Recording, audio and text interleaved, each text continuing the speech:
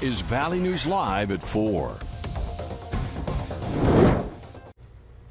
We're learning new developments today surrounding an incident last night that caused one North Fargo neighborhood to shelter in place. The man claiming to be involved called Valley News Live today and identified himself as Kerry Knutson. Police have not confirmed if Kerry is in fact the man involved. Police say a man fired a gun inside a home in the 700 block of 14th Street North. Kerry tells us that's not true. Here's video of the scene last night. Police were called to the area just before 10 for a domestic call involving one gunshot. In a phone interview today, Kerry said he wasn't in the area at the time the report came in, and a woman in the case filed a false report to police. Police say no one has been arrested and they're still investigating. The neighborhood was asked to shelter in place for a couple hours. Coming up on Valley News Live at 5, we learn more about Kerry's history.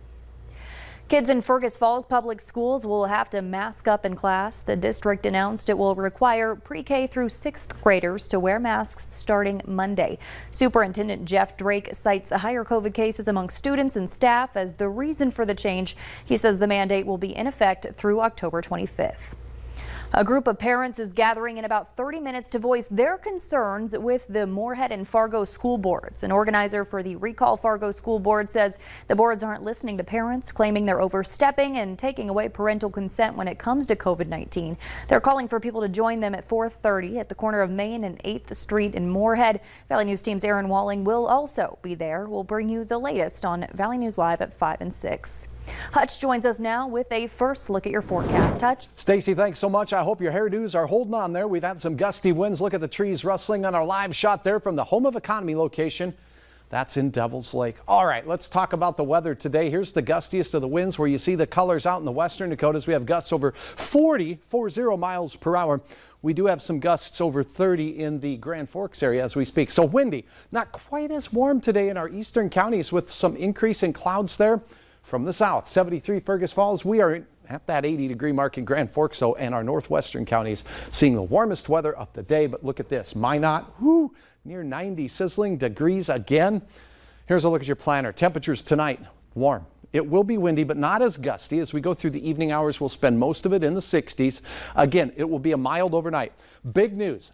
Huge changes begin. First alert weather day declared for Friday. Now, not all of us will see severe weather on Friday, but all of us will see change as we go through the next 7 to 10 days after Friday. So we're going to talk about that here, Stacy, in just a few moments. Well, it couldn't last forever. All right. Thanks, Hutch. At least 4 people were hurt this morning during a shootout at a Texas high school. Police said there was a fight between students in a classroom when one of the students pulled out a gun and began firing. A pregnant adult female suffered minor injuries and was released on the scene. 3 others were transported to local hospitals. 2 of them, a teenager and a 25-year-old, are in good condition. A 15-year-old remains in critical condition and has been in surgery. The suspect is an 18-year-old who was taken into custody and charged with multiple counts of aggravated assault with a gun. Senate Republicans are now proposing a limited debt ceiling increase into December as Congress tries to avoid possible default later this month. Meanwhile, Senate Democrats are planning to push ahead with a vote on a House-passed bill to suspend the debt limit, though Republicans are expected to block it. The Biden administration has warned inaction could cause the Treasury to run out of money to pay its bills after October 18th. President Biden says he's open to Senate Democrats also using the so-called nuclear option to raise the debt limit. That would suspend the 60-vote threshold to pass a measure with only Democrat support. But moderate Senate Democrat Joe Manchin has said he does not support doing away with the filibuster. COVID testing sites across Minnesota will now be open for longer hours. The governor announced expanded hours, citing an increase in demand and the threat of the Delta variant. He says testing was up about 10% in Minnesota last week. Moorhead's testing location, the former Thomas Edison Elementary, will now be open on Sundays from 11 a.m. to 4 p.m. beginning October 17th. These new hours are in addition to its weekly schedule of Monday through Thursday, 11 a.m. to 6 p.m. Testing is free at all of the state's community testing sites. With the expanded hours, each site can offer about 500 more tests per week. For a full list of testing sites and hours in Minnesota, just head to valleynewslive.com and click on this story. The COVID infection rate is finally heading in the right direction, and with more vaccine mandates going into effect comes a push for more testing. As Naomi Ruckham reports, the idea is to lock in those gains and prevent more suffering.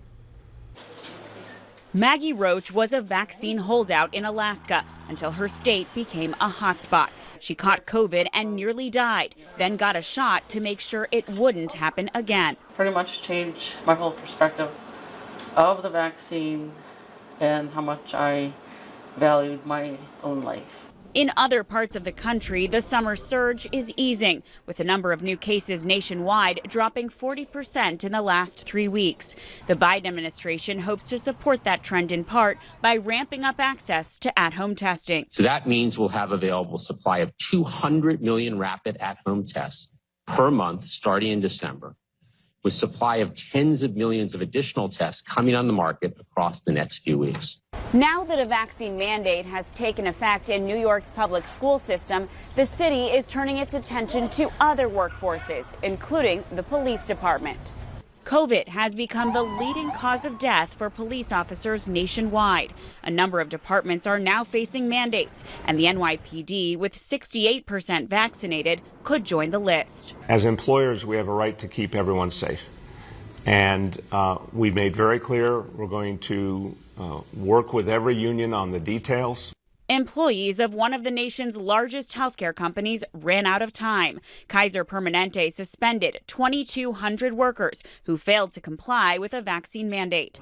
And Los Angeles adopted one of the strictest mandates in the country, requiring proof of vaccination in most indoor locations, including restaurants, stores, and movie theaters. Naomi Ruckham, CBS News, New York.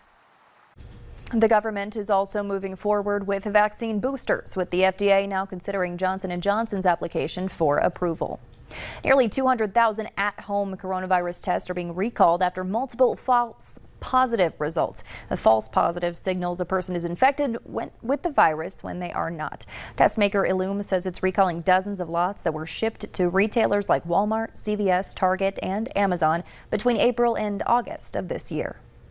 We have new video of a nearly 130-year-old shipwreck on the Missouri River. Here's drone video of the Abner O'Neill. It's a steamboat that was transporting 9,000 bushels of wheat from Washburn to Mandan when it hit something in 1892 and quickly went down. It's been there ever since. Low water levels from the drought have made it visible, and people are heading to the river to see this piece of history. The wreckage is just south of the Wilton boat ramp. There are no plans to remove it from the river. There's an online movement to give back to educators and their classrooms. We all know that teachers go above and beyond to make sure their students succeed, and Clear the List is a way you can help too. One local man is buying items off of teachers' Amazon wish lists and encouraging others to buy just 1 or 2 items, saying every little bit helps so teachers don't have to pay for school supplies out of their own pockets. Hundreds of local teachers have already been helped. This thing isn't going to stop, and that's good. It's not a trend. This should be year-long, and that was my goal, is I just want to keep helping.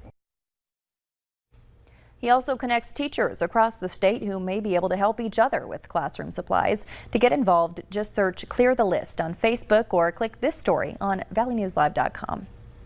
You have less than an hour to drop off electronics to be recycled at the Computers for a Cause event.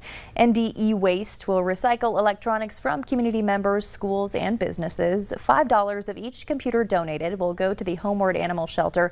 It's happening at the Holiday Inn along 13th Avenue South in Fargo until 5 o'clock tonight. Here's a list of accepted items that are free to recycle. Note they won't take TVs, and for just $5 you can get your hard drive shredded. Still ahead on Valley News Live at 4, drinking from a bat in honor of hometown hero Roger Maris. A lot of colors setting up across the region. Here's the latest fall foliage report from our Minnesota friends at the DNR. Look at all the areas where there is peaking, some now past peak in northwesternmost Minnesota. Big changes in the offing as we close out our work week. Some could see a few severe storms. I'll have hour-by-hour details on that. And a look ahead right after this.